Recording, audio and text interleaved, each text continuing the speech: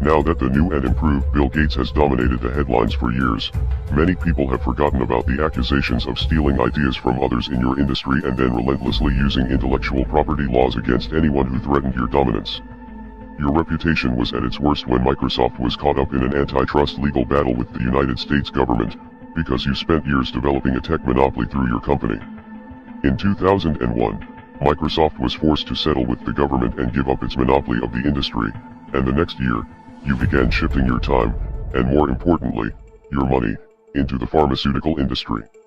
This time around, you have come to dominate an industry as an outsider, through stock investments and charitable organizations that are not bound to the same regulations as a publicly traded company. There is no doubt that advancing medicine is a noble cause, and it is true that investments in public health are important, but not everyone involved in the pharmaceutical industry actually has the best interests of the public in mind. As with any industry, it all comes down to the almighty dollar.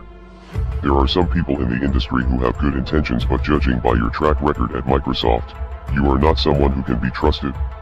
And let's not forget that just months ago, you were in the news because your relationship with the disgraced human trafficker Jeffrey Epstein was being exposed.